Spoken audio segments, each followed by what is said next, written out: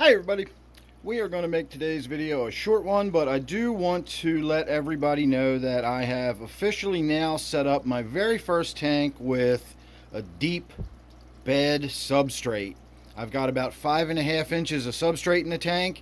It is a bimodal substrate, so it's a combination of really fine sand with some more coarse gravel and varying grades in between. So eventually, as time goes on, that will settle out. So the deeper you go, the finer and more compacted and more dense the substrate gets.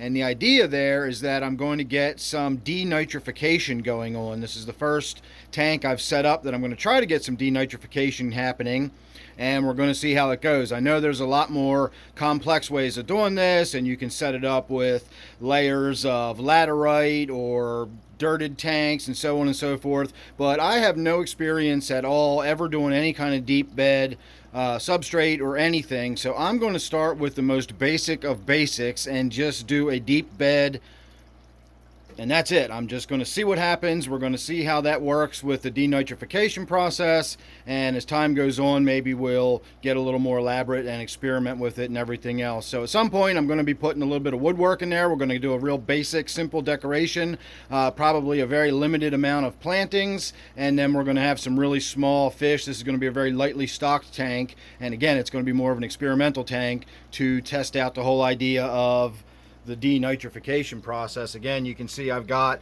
quite a lot of gravel in there, and once you go below about this line right here, you can actually see where it gets darker. That is where the more coarse and porous gravel actually changes over, and we get into darker and darker, more sandy like material. So I've got about 4 inches of sand on the bottom, and then about 1 inch to 1.5 inches of more porous gravel on the top. So we should get some really good biological activity going on in this tank over time once it gets established. So there you go. That was tonight's brief update. Make sure you're subscribed. You don't want to miss anything I got going on with this tank or any of the things else I got going on. Working on several different projects kind of simultaneously right now. So if you're subscribed, you won't miss that or anything else. So thanks again.